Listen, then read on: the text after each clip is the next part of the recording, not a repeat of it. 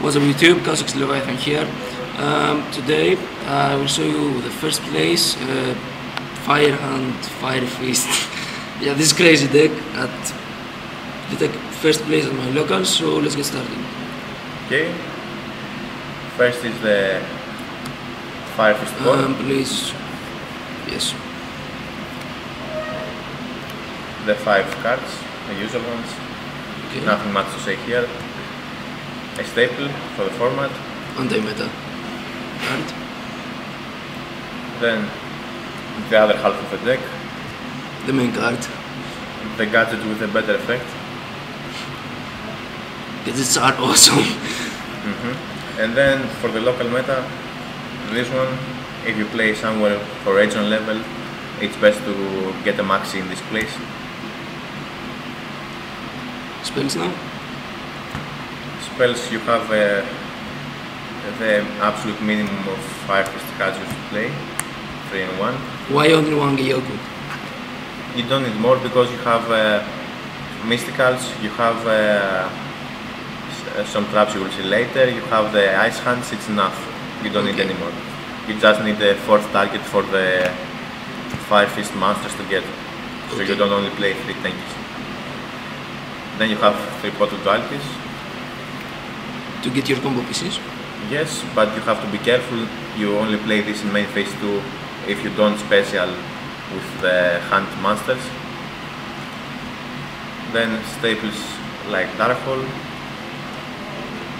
3 mysticals and 2 lands to protect your monsters. To protect the 5 monster mainly. The other ones don't need so much protection. Then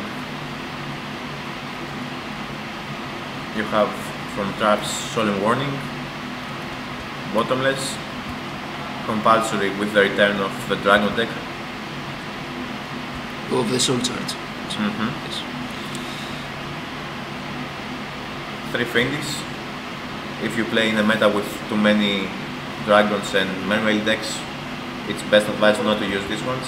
It's not the best of the cards. Okay. Then you have Torrential Tribute to Mirror Force,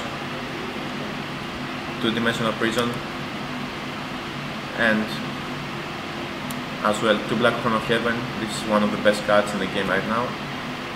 Yeah, it's pretty good. Hence why the price. And for the local meta, my pick is my misprinted Dust Tornadoes that are Horn of Heaven. Cool. If you don't play them in main in a very dragon heavy meta game, you at least side deck them. You can put maxi in their place in such a meta. The extra deck? First you have the Fire Fist Beast Warriors. Okay. No much explanation needed. Then you have your Pot of Avarice. You tend to fill your grave very fast, you need this one. You have an OTK Enabler, a direct attack whenever you have a tanky face up, or something like a used Phoenix Chain or a Yugioh card. Yeah, this card is pretty good. And it's better than Cowboy, I think, right? How do you use it today, this card? I didn't have to use it, but it's good to have it there as an insurance for when it's needed. The situation. Yes, because your extra deck is your toolbox. You need as much stuff as possible. Then you have staples in the form of Hexstone and Silent Honor Arcs. Of course you can play one, but it's good to have more if you can afford it. Just in case. Yes, because the extra deck space is not very tight. For example, I also played stuff like this, just for the utility. Then you have staples in the form of Dweller. You can also play 2 of them if you have a mermaid meta game. And if you think it's needed. A Maelstrom for the utility again. A Direwolf. Yes. A Crazy Box for the skill drain if you go against it. Skill drain is also a very good card you can use here in the main or the side, because you got all the hands that are unaffected by skill drain. And the effect go to the grave, so you exactly, it activates on the grave. Then you have Cowboy and Ouroboros just because.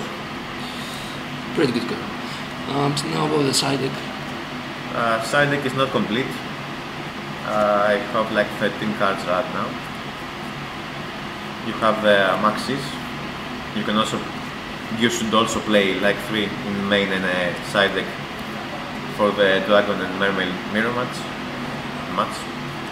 in general. The third Black Horn of Heaven for the aforementioned decks and maybe Yugioh. Then you have 2 of these for the Bujin and for the spellbook matchups, but mainly for Bujin. It's the best card, and actually this whole deck with the hands is the best matchup you got against Bujin, because you can attack again and again and again until you destroy the monster. They are not possible. It's not possible to have enough protection for Yamato and stuff. Yeah. Debugs mainly against mermaids. And for Bujins. And Bujins, of course. But you don't even need this. You could play with just your main deck and it will be enough to win Bujins after side deck. Interesting.